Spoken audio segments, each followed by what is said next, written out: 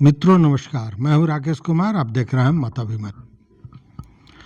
मित्रों, बिहार में विशेष भूमि सर्वेक्षण चल रहा है।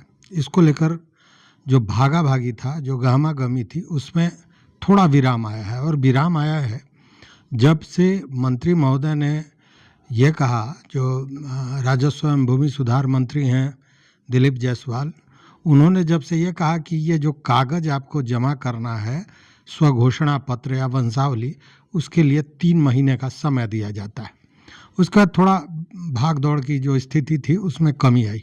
ऐसे दूसरी बार जब मुख्यमंत्री ने कल समीक्षा की, उसमें भी उन्होंने कहा कि कागजों को जमा करने के लिए रैयतों को और समय देना चाहिए। साथ में उन्होंने अन्य बातें भी कही। ये कहा कि इस काम में थोड़ी तेज़ी लाई जाए, साथ में कहा कि समय पूरा किया जाए, और यह भी कहा कि जो म्यूटेशन के मामले हैं, दाखिल खारिज के मामले हैं, या जो परिमार्जन के मामले हैं, उसको भी समानांतर रूप से तेज़ी से पूरा करना चाहिए। और इसके लेकर उन्होंने पदाधिकारियों को निर्देश भी दिया कि वो समीक्षा करें कि अंचल कार्यालयों में सही ढंग से काम हो रहा है कि नहीं। ये सारी चीज़ें। अब देखिए, यहाँ 2 चीज़ें हैं। एक तो उन्होंने ये कहा कि काम में तेज़ी लानी चाहिए और ससमय काम पूरा होना चाहिए सर्वे का।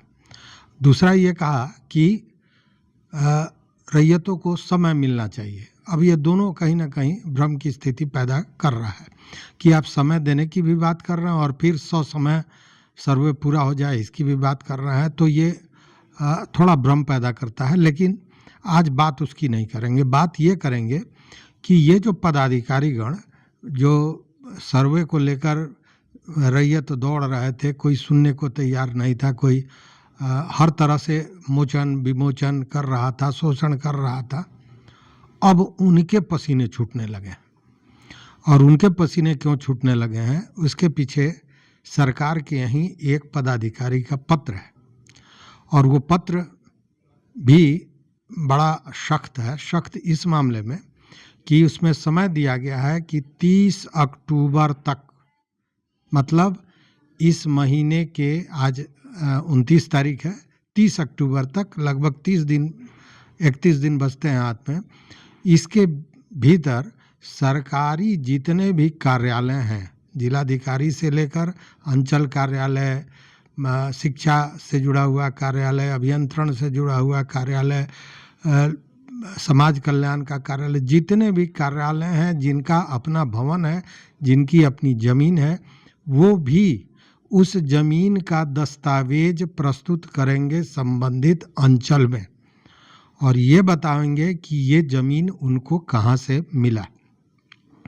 चूँकि जो सरकारी ज़मीन है उसमें मैक्सिमम आप देखिएगा कि गरमजरुआ आम होता है, गरमजरुआ खास होता है, जो सरकारी ज़मीन होती है वो होता है। बहुत सा ज़मीन है जो कैसरे हिंद का है, बहुत सा ज़मीन है जो भूदान के ज़मीन पर भी बना हुआ है, और कुछ ऐसे ज़मीन है जो निजी रैयतों द्वारा दिया गया है, और कुछ ऐसे भी दफ्तर हैं जो निजी ज़मीन पर बना हुआ है लेकिन अभी तक उसका ट्रांसफ़र नहीं हुआ है।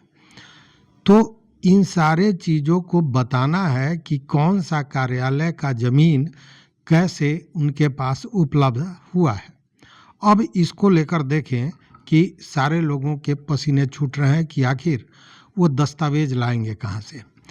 चूँकि एक बुराई कहें या एक परंपरा कहें कि दस्तावेजों के संधारण में कहीं ना कहीं ये जो कार्यालय हैं ये बहुत पिछड़े हुए हैं, पीछे हैं।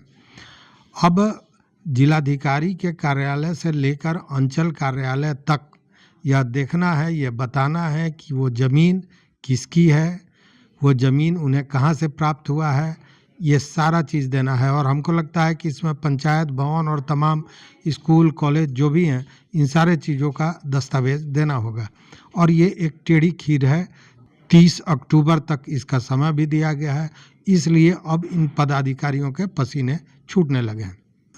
तो अब देखने वाली बात है कि ये पदाधिकारीगण अपने कार्यालयों से संबंधित ज़मीन के दस्तावेजों को कैसे प्रस्तुत करते हैं, कर पाते हैं या नहीं कर पाते हैं, या कितने प्रतिशत कर पाते हैं। तो अब तो उनको सहज अंदाजा लग जाना चाहिए कि रैयतों को जमीन का दस्तावेज इकट्ठा करने में कितनी परेशानी हो रही है, जबकि सरकारी कार्यालय का जो जमीन है उसके संधारक तो वो स्वयं है और उनके पास जो स्थितियां बनी हुई है, जो जानकारियां मिल रही है, उससे सभी परेशान हैं कि आखिर ये ज़मीन किसकी है, कहाँ की है, कैसी है, इसको कहाँ से लाया जाए, कैसे इसका डॉक्यूमेंट, चूँकि डॉक्यूमेंट देना है, दस्तावेज देना है कि आखिर आपको ये ज़मीन कहाँ से प्राप्त हुआ। अब इसमें सभी के पसीने छूट रहे हैं। तो देखने वाली बात यह है कि वो अपना कागजात खुद प्रस्तुत कर पा रहे हैं कि नहीं, और तब उनको ये समझ में आएगा कि रैयतों को कितनी परेशानियां हो रही थी। और ये जो कार्यालय बने हैं, अगर उनको देखा जाए तो मैक्सिमम वैसे ज़मीन है जिन पे ये सरकारी कार्यालय हैं जो गरमजरुआ आम हैं, खास हैं, या यूँ कहें कि कैसरे हिंद का ज़मीन है, गरमजरुआ मालिक है, बहुत सा ज़मीन भूदान से भी प्राप्त है, बहुत सा ज़मीन निजी है जो रजिस्टर्ड किया राज्यपाल के नाम से किसी ने रजिस्ट्री कर दिया है।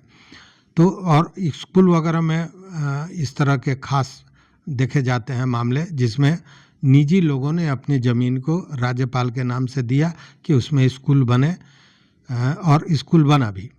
तो अब कितना दस्तावेज वो उपलब्ध करा पाते हैं ये देखने वाली बात होगी, लेकिन इससे उनको ये तो समझ में आना चाहिए कि रैयतों को कितनी परेशानी होती है।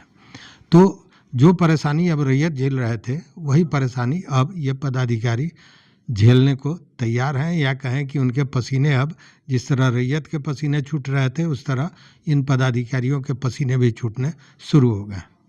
तो इस वीडियो में बस इतना ही। देखते रहिए मत अभिमत। मित्रों, चैनल पर नए हो तो निश्चित रूप से सब्सक्राइब कीजिए, लाइक कीजिए, दोस्तों के साथ शेयर कीजिए और अपना विचार जरूर दीजिए। बहुत बहुत धन्यवाद, बहुत बहुत धन्यवाद।